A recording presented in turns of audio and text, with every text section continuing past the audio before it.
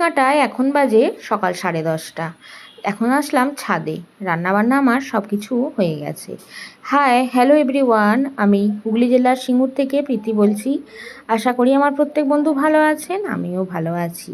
তো হাজব্যান্ড সকালে তো বেরোয়, আর এখন একটু তাড়াতাড়ি যাচ্ছে, কারণ এই কদিন ও ট্রেনেই যাচ্ছে, কারণ বাইকটায় এখন চাপতে পারছে না। আর বাইকটা তো এই সারিয়ে গতকাল আনা হয়েছে, তো বাড়িতে সেই কারণে বাইকটা রাখা আছে, আর ও এখন ট্রেনে যাচ্ছে। তো ঈশ্বরের অশেষ কৃপায় মানুষটাকে ফিরে পেয়েছি। যাই হোক, এদিকে চলে এসেছি দেখছেন ছাদে। আজকে না বাসি কাপড় জামাগুলো ধুয়ে দিইনি, এখন একবারে কেচে নিলাম। আর এদিকে হাজব্যান্ডের লুঙ্গি, আমার নাইটিগুলো সব একটু কেচে নিলাম। সার্ফ দিয়ে কেচে দিলে বেশ বর্ষাকালে তাড়াতাড়ি একটু গন্ধ হয় আর কি। তো এক সপ্তাহে 2 দিন করে যদি কেচে দিই তাহলে আর কি সেই গন্ধটা হয় না, কারণ বর্ষাকালে রোদ্দুর তো খুব একটা পায় না, সেই কারণে ছাওয়ার মধ্যে শুকানো হয়, সেই জন্য কাপড় জামাগুলো যেন একটুতেই গন্ধ করে। তো যাই হোক, এদিকে সব টুকটাক করে মেলে দিয়ে নিচে যাব কাপড় জামাগুলো শুকনো দিয়ে, তারপরে নিচে কিন্তু আজকে অনেক কাজ আছে। এদিকে এনেছে মাসকাবাড়ি মুড়ি, মাসের যে মুড়িটা লাগে সেটা কিন্তু মাসকাবাড়ি দোকানের সঙ্গেই নিয়ে চলে আসে, তো সেটাও আর কি তুলতে হবে, বস্তার মধ্যে করে তো দেয়। যাই হোক, সেগুলো তুলবো, তারপরে ঘর বারান্দা মোছামুছি করার আছে। আর এদিকে রান্নাঘরটা আর গ্যাস ওভেন আমি মুছে নিয়েছি, আর থালা বাসনগুলো মাজা হয়ে গেছে। তো সেই কারণে একটু যেন স্বস্তি লাগছে। আর আজকে একদম রান্না করেই বসিনি, কিন্তু সকাল সকাল সঙ্গে সঙ্গে ধোয়া মাজা করতে আরম্ভ করে দিয়েছি, সেই কারণে একটু তাড়াতাড়ি হয়ে গেছে। তো যাই হোক, ছেলেটা গেছে পড়তে, এখনও ফিরে আসেনি। তো আসলে পরে একসাথে খাওয়া দাওয়া করব, তার আগে ভাবলাম কাপড় জামাগুলো ছাদে মেলে দিয়ে যাই। আজকে যেহেতু ঘুম থেকে উঠতে একটু দেরি হয়ে গেছে, অন্যদিন 5টার দিকে উঠি, আজকে 5:30টার উপর হয়ে গেছে, সেই কারণে রান্নাবান্না যে আপনাদের সঙ্গে শেয়ার করব সেটা কিন্তু করে উঠতে পারিনি। তাড়াহুড়ো করে আশিবাসি কমপ্লিট করে নিয়ে চাটা খেয়েই লেগে পড়েছিলাম রান্নাবান্না করতে। তো তাড়াহুড়ো করে না করে ওকে হাজব্যান্ডকে না বার করতে পারলে ও কিন্তু ট্রেনটা মিস করে যাবে, সেই কারণে তাড়াহুড়ো করেই একটু রান্নাবান্নাটা করতে হচ্ছিল, সেই কারণে আপনাদের সামনে আর কিছু শেয়ার করতে পারিনি। আর আজকে বিশেষ কিছুই রান্নাবান্না করিনি, আজকে করেছি হচ্ছে মুসুরির ডাল, আর বেশ কয়েকদিন আগের আনা ছিল চিংড়ি মাছ, তো সেটাই আর কি হাজব্যান্ডকে গতকাল বলেছিলাম কচুরমুখী নিয়ে আসতে, তো কচুরমুখী নিয়ে এসেছিলো, সেটাই আর কি কচুরমুখী আলু আর ওই চিংড়ি মাছ দিয়ে তরকারি করেছি, আর করেছি হচ্ছে কুমড়ো শাকের চচ্চড়ি, আর ফ্রিজে ছিল মাছ, এটাই ঝাল করেছি। আমাদের কিন্তু মাছের ওই ঝালটাই বেশি খাওয়া হয়, কারণ শাশুড়ি অতটা ঝোল টাইপের কিছু খেতে পছন্দ করে না, তো সেই কারণে 4টে মানুষের জন্য আলাদা আলাদা করে রান্না করা সম্ভব নয়। হাজব্যান্ড কিন্তু ওই ঝোল জাতীয় খাবারটা খেতে বেশি পছন্দ করে।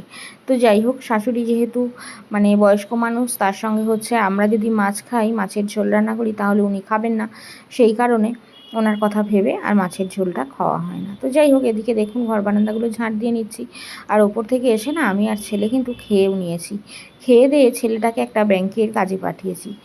বিগত কয়েক মাস হয়ে গেল ব্যাংকের বই পাস বইগুলো আপ টু ডেট করা হয় না, তো সেই কারণে ছেলেটাকে দিয়ে পাঠিয়েছি। যদি ভাগ্য ভালো থাকে তাহলে আপ টু ডেটটা হবে, কারণ আমি যখনই ব্যাংকে যাই তখনই মেশিন ভাঙা থাকে, আপ টু ডেট আর করা হয় না, বা ওনারা হয়তো 12টার পর গেলে বন্ধ করে দেন, কারণ আমার এই সমস্ত কাজকর্ম করতে করতে 12টা তো বেজেই যায়।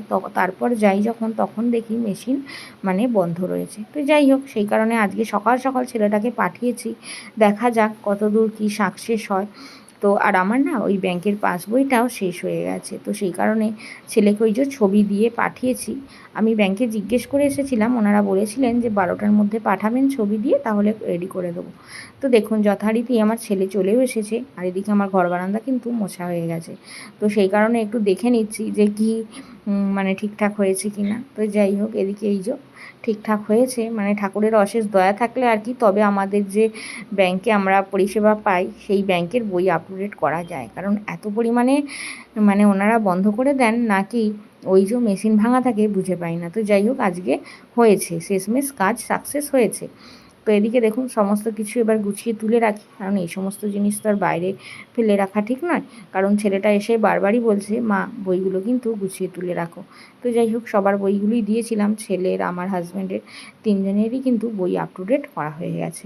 আর এদিকে শাশুড়ির কিন্তু উনি ব্যাংক ট্রানজ্যাকশানটা নিজেই দেখেন, কারণ উনি আমাদেরকে বিশ্বাস করেন না আমরা যদি ওনার বই থেকে টাকা তুলে নিই। তো যাই হোক, সেই কারণে উনি ওনার নিজের মতো করে যান, নিজে আপ টু ডেট করেন, নিজে টাকা তোলেন, জমা দেন, উনি ওনার ব্যাপারটা উনি নিজের মতো করে সামলান, আমাদের সেখানে ইন্টারফেয়ার করার দরকার হয় না। আর আমি সবথেকে বড় কথা হচ্ছে পছন্দও করি না কারোর পার্সোনাল ব্যাপারে ইন্টারফেয়ার করতে।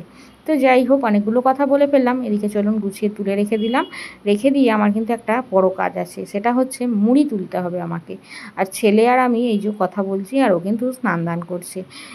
আসতে ওর অনেকটাই দেরি হয়ে গেছে, কারণ ও এবার পড়াশোনা করবে।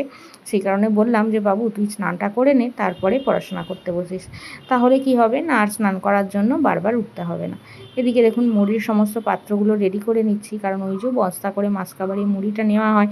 আর আমাদের না মুড়িটা একটু বেশি খাওয়া হয়, কারণ ওই যে সকালের দিকে আমরা সবাই মুড়ি খাই, দুপুরে ভাত খাই, রাত্রে রুটি খাই। কোনো দিন আবার রুটি করতে মন না চাইলে সেদিনও মুড়ি খেয়ে নিই, কাজেই মুড়িটা একটু আমাদের বেশিই লাগে।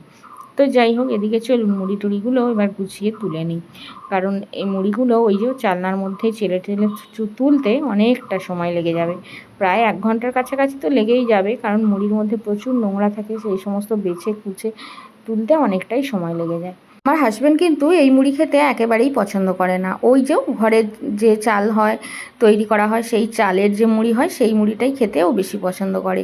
বাবা যতদিন ছিলেন ততদিন কিন্তু ওই মুড়ি মা মাঝে মধ্যেই পাঠিয়ে দিতেন। এখন তো আর কেউ বাড়িতে ভাজে না, কলে মানে মুড়ির কলে ভাজানো হয়। তো যাই হোক, ঘরের চালের মুড়ি কিন্তু ওই কলে ভাজিয়ে পাঠিয়ে দিতেন। এখন আমার বাবা নেই, বাবা চলে গেছেন। ওই ধান মানে সিদ্ধ করতে অনেক কাঠের দরকার হয়, ওই কাঠ আনা তো আর মায়ের পক্ষে সম্ভব নয়, আর মেয়ে মানুষ কোথায় যাবে কাঠ আনতে, তাই না বলুন? তো ওই মুড়ি খাওয়া প্রায় বন্ধই হয়ে গেল। তো যাই হোক, এই মুড়ি খেতে হবে, কিছু করার নেই। তবে ওই ঘরের চালের মুড়ি কিন্তু আমি ছোটোবেলায় একেবারেই খেতে পছন্দ করতাম না, আমাদের তখন ওই ঘরের চালের মুড়ি খাওয়া হতো। কিন্তু এখন যখন বয়সের সঙ্গে সঙ্গে আর সবসময় এই মুড়িই খাওয়া হয়, তখন মনে হয় ঘরের চালের মুড়িগুলোই বেশি ভালো খেতে। এদিকে দেখুন, আপনাদের সঙ্গে গল্প করতে করতে আমার কিন্তু মুড়িগুলো তোলা হয়ে গেল। কি সহজ লাগছে তাই না বলুন কাজটা? কিন্তু এই কাজটা করতে আমার 1 ঘন্টা সময় লেগে গেল, সমস্ত সব গুছিয়ে টিনে মানে ভরতে এক এক করে অনেকটা সময় লেগে গেল। ওই বস্তাটা গুছিয়ে ভালো করে রেখে দিই, কারণ এটা হচ্ছে দোকানের বস্তা। আবার যখন সামনের মাসে মুড়ি আনা হবে তখন কিন্তু এই বস্তাটা ফেরত দেওয়া হবে, এখন আর দেব না। দিলে দেওয়া যায়, কিন্তু এখন যদি দিই ওনারা মনে রাখতে পারেন না, আর মুড়ি দেওয়ার সময় বলেন যে তোমরা বস্তা দিয়ে যাওনি, তখন একটা বিশ্রী পরিস্থিতি তৈরি হয়। তো যাই হোক, এরকমটা অনেকবার ঘটেছে। সেই কারণে যখন মুড়ি আনা হবে তখন আবার এই বস্তাটা ফেরত দেওয়া হবে, তাহলে আর কোনো সমস্যা থাকবে না। আর এদিকে দেখুন মুড়ি চেলে কত নোংরা বেরিয়েছে দেখছেন, এই ডিশটা ভর্তি নোংরা বেরিয়েছে। একটু ধীরে সুস্থে ভালোভাবে চেলে ভরলে তাহলে আর খাওয়ার সময় কোনো রকম কোনো সমস্যা হয় না। আর এদিকে দেখুন মুড়িগুলো টিনগুলো সব ওই যে রান্নাঘরে আলমারিতে থাকে, তো আলমারিতে সব গুছিয়ে গুছিয়ে ভরে রাখলাম। এবার আর কি এখান থেকে নেওয়া আর খাওয়া। এদিকে 1:20 মতো বেজে গেছে, শাশুড়িকে আর ছেলেকে ভাতটা দিয়ে দেবো। শাশুড়ি কিন্তু পুজো করে ফেলেছে অনেকক্ষণ, 12টার দিকে উনি পুজো করে তখন থেকে কিন্তু বসেই আছেন। ছেলেটাকে যদি দুটো ভাত দেন বা উনি যদি দুটো বেড়ে খান তাহলে আমার একটু উপকার হয়, কিন্তু উনি সেটা করেন না। তো যাই হোক, এদিকে তাড়াতাড়ি সেই কারণে ওনাদেরকে খেতে দিচ্ছি, মানে আমি যখন দেবো তখনই আর কি উনি খাবেন। তো এদিকে সেই কারণে ওদেরকে বেড়ে ভাতটা দিয়ে দিই। আর ওই যে আজকে বললাম রান্না হয়েছে কুমড়ো শাকের চচ্চড়ি, কচুরমুখির ওই চিংড়ি মাছ দিয়ে চচ্চড়ি, মাছের ঝাল আর মুসুরির ডাল, এই রান্নাবান্না হয়েছে। ভাবলাম একটু চাটনি বানাবো, কিন্তু ওই যে হাজব্যান্ডকে খেতে দিয়ে দিলাম, তারপরে আর কি আর ইচ্ছা করলো না চাটনিটা বানাতে, কারণ ওই যে একবার রান্না বন্ধ দিলে আর রান্না করতে ইচ্ছা করে না। পরপর যদি হয়ে যায় তাহলে ঠিক আছে, আর যদি একবার বন্ধ দিয়ে অন্য কোনো কাজে যাই তাহলে আর কিন্তু আমার রান্না করার এনার্জি লাগে না। আর এই যে সেই কারণে ওদেরকে খেতে দিয়ে দিই। আমার কিন্তু স্নান দান করতে এখনও অনেক দেরি আছে। ওই যে মুড়ি থেকে নোংরা বেরোলো সেগুলো সব ফেলে দিয়ে আসবো, তারপরে জল ভরার আছে সেই সব করব, অনেক টুকিটাকি কাজ আছে, সেইগুলো সব মিটিয়ে নিয়ে তারপর স্নান করব। কারণ ওই যে বিকেলের দিকে তো আমি আর কাজকর্ম করার সময় পাই না, বিকেলের দিকে আমার পড়ানো থাকে। তো বাচ্চাটাকে পড়াই, আর ওকে পড়াতে গেলে একভাবে বসেই পড়াতে হয় আর কি, কারণ বাচ্চা মানুষ ভীষণ চঞ্চল। আমি উঠলে পরে ওরও কিন্তু পড়ায় আর মনটা থাকবে না। আমি যেই একটা বাচ্চাকে পড়াই এটাও কিন্তু আমার শাশুড়ির আপত্তি, মানে উনি মুখে কিছু বলেন না, কিন্তু ওনার হাবে ভাবে সেটা প্রকাশ পায়, মানে আমি সব সময় গাধার মতো কাজ করে যাব এটাই উনি চান আর কি। তো যাই হোক, সেই কারণে বিকেলের কাজটা আমাকে দুপুরের মধ্যেই মেটাতে হয়, সেই জন্য আমার স্নান দান করতে একটু বেশি দেরি হয়ে যায় আর কি। আর ভোর থেকে উঠে একভাবে যেহেতু একটার পর একটা কাজকর্ম করেই যাই, শরীরটা না ভীষণ টায়ার্ড হয়ে যায়। তো সেই কারণে স্নান দান করে মনে হয় একটু 2-10 মিনিট বসি, তারপর খাওয়া দাওয়া করব, কারণ এই স্নান করার সাথে সাথেই আমি না গিয়ে খেতে পারি না। তো তো যাই হোক, সেই কারণে সবাইকে খেতে দিয়ে দিয়েছি। ওদের খাওয়া দাওয়ার পর বাসনগুলোও মেজে নিয়েছি। কাজেই আমার আর কোনো বাসন মাজারও চাপ নেই। শুধুমাত্র ওই যে আমি যেটা খাবো সেটাই আর কি, আমার ভাতটাও বেড়ে রেখে দিয়েছি, তো সেটাই আর কি মাজতে হবে। তো দেখুন না, একটু কাপড় জামাগুলো উল্টে পাল্টে দিচ্ছি। সেই সকালে দিয়ে গেছি 10টার দিকে, এখনও না ভালোভাবে শুকায়নি, যেন নাইটিগুলোর গলার দিকগুলো একটু ভিজে আছে। তো সেই কারণে একটু উল্টে উল্টে দিচ্ছি, যদি হাওয়াতে একটু শুকায়। আর আজকে তো রোদ্দুর একেবারেই নেই। তবে যে পরিস্থিতি হয়ে আছে, মনে হয় বৃষ্টি এলে আর কিন্তু বৃষ্টি ছাড়ার কোনো চান্স থাকবে না।